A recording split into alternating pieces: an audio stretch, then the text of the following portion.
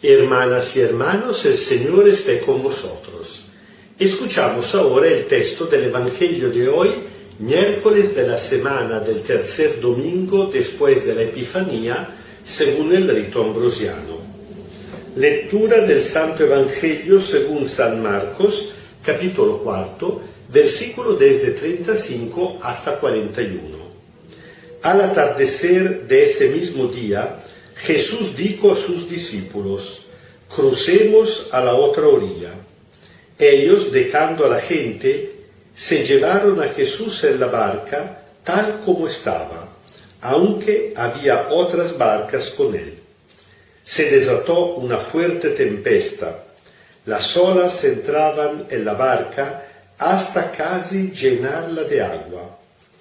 Jesús dormía sobre una almohada en la parte posterior de la embarcación. Lo despertaron y le dijeron: Maestro, ¿no te importa que perezcamos? Jesús se levantó, mandó al viento y ordenó al mar: Silencio, cállate. El viento cesó y sobrevino una gran calma. Luego les dijo: ¿por qué son tan cobardes? ¿Aún no tienen fe? Y llenos de gran temor se preguntaban unos a otros: ¿quién es este que hasta el viento y el mar le obedecen? Palabra del Señor. Un texto que aprendimos a querer durante la época más dura de la pandemia, durante el lockdown por el COVID, cuando Papa Francisco lo eligió por aquella oración allá en la plaza de San Pedro totalmente vacía porque nadie podía salir de su casa. Un texto que comentamos también en la parroquia, un texto que nos dio mucho aliento en aquel momento, mucho ánimo. Vamos a ver solamente algunos aspectos porque es tan rico que no podemos comentarlo adecuadamente en este momento. Primero, una observación no tanto, exegética, que pero me llama muchísimo la atención, me encanta incluso, cuando dice que los discípulos llevaron a Jesús tal como estaba. Jesús se puede llevarlo, se puede tomarlo solamente tal como se encuentra, así como es. Muchas veces nos gustaría pintar a un Jesús diferente, cada uno lo cuenta un poquito a su manera, casi que no fuéramos nosotros a imagen y semejanza suya, sino él a imagen y semejanza nuestra. Pero eso significaría perder al Señor Jesús. No es que cada uno puede inventarse un Jesús como más le gusta. Jesús es este. Hay que tomarlo por lo que es. A veces también los discípulos le costaba aceptar a Jesús con sus pretensiones, con su destino, con su camino hasta Jerusalén. Pero a pesar de todas sus limitaciones, se fueron con él hasta el final. Bueno, aquel día después que Jesús había anunciado el reino de Dios todo el día, por medio de parábolas, al final decide de cruzar, de pasar a la otra orilla del lago. Una frase que muchas veces utilizamos para hablar de la muerte, tanto que la utilizamos dentro de las exequias de la liturgia fúnebre, justamente utilizando como metáfora este pasaje de una orilla a la otra, porque la muerte no es el final de todo, es pasar de esta orilla del lago a la orilla eterna. Bueno, precisamente de la muerte nos habla. ¿Por qué? Porque aquí encontramos por lo menos tres símbolos. Son símbolos físicos, naturales, que pero dentro de la Biblia ya se habían convertido en metáfora de muerte. Primero la noche. La noche significa las tinieblas. El hombre no ve dónde pone los pies, no ve el camino. Incluso al hombre, aunque ya adulto, le da miedo la oscuridad. Por eso en la Biblia se convirtió la noche en símbolo de crisis de fe, de falta de la presencia de Dios, o incluso del reino del enemigo del mal, cuando Judá saldrá del cenáculo para ir a traicionar a Jesús, a venderlo, dirá el evangelista Juan que era de noche. Por lo contrario, Jesús resucitará de madrugada, porque Jesús mismo es el alba, es la luz nueva. Otros dos símbolos, el viento, que sí es cierto que en algunos casos representa al espíritu, un viento bueno. Por otro lado, cuando es fuerte, da miedo, destruye. Uno no sabe cómo defenderse porque no sabe de dónde viene y por dónde va. Y sobre todo el mar. Los discípulos eran pescadores, sí, pero normalmente pescaban a unos pocos metros de la riva. Cruzar este lago, que por quien la ha visto, yo una vez fui en este lago cruzándolo precisamente con un barco da una orilla a la otra, es un lago muy grande. Por eso también a veces los evangelios lo llaman Mar de Galilea. Bueno, por la mayoría en el Antiguo Testamento los hebreos no eran navegadores, eran pastores. Le daba mucho miedo el agua. El mar era el reino del Leviatán, es decir, del tiburón, que pero se había cargado de una figura metafórica, él también, casi que fuera el demonio, símbolo de muerte. Así que la noche, el viento y el mar, sobre todo un mar en tempesta, eran tres símbolos fuertes de muerte. La barca, que los padres de la Iglesia interpretarán también como metáfora de la Iglesia dentro de la historia, se encuentra en un peligro. A pesar que ellos eran pescadores, pero la situación le había escapado de la mano.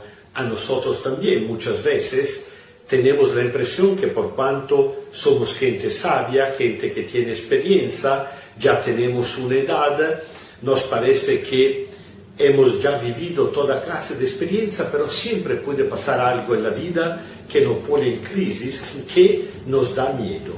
Y en el momento en el cual ellos están totalmente espantados de morir, Jesús, al contrario, duerme tranquilo en su almohada. Jesús duerme tranquilo porque es el sueño del justo, pero también el sueño de Jesús es metáfora de su muerte, de su sueño en el sepulcro.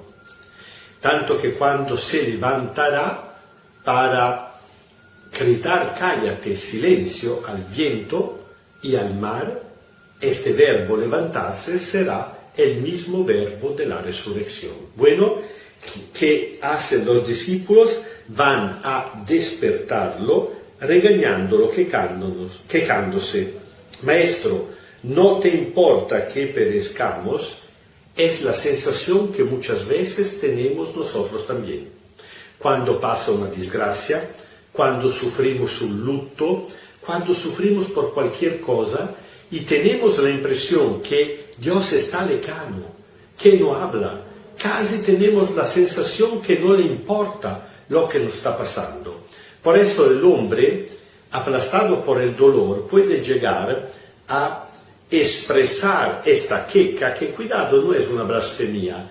En este caso la llamaría una plegaria dolorosa, extrema. Señor, así como muchas veces encontramos en los salmos de los Antiguo Testamento, no te importa que perezcamos, y Jesús sí que le importa.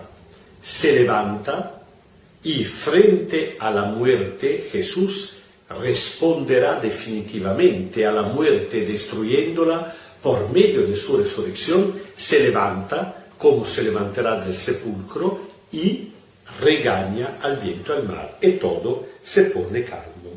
Pero cuidado, no regaña solamente al viento y al mar, sino también a los discípulos. Una pregunta retórica que hay que tomarla en serio. ¿Por qué son tan cobardes? ¿Por qué tienen tan miedo? ¿Aún no tienen fe? Tengo que confesarle que yo entendí más profundamente el sentido de esta expresión precisamente al momento del COVID, cuando poco tanto, sobre todo en la primera parte, muchos tuvimos miedo de enfermarnos y de morir. Todos conocimos a gente querida que murió. Siempre recordamos, por ejemplo, a don Giancarlo.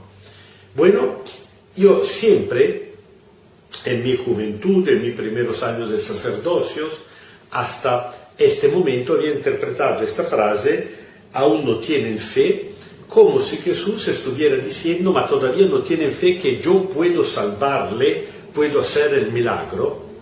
En este caso me di cuenta que la frase es más profunda.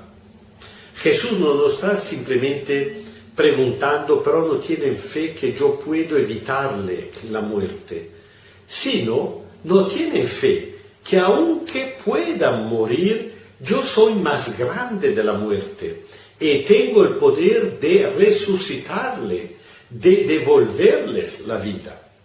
Eso es el sentido más profundo.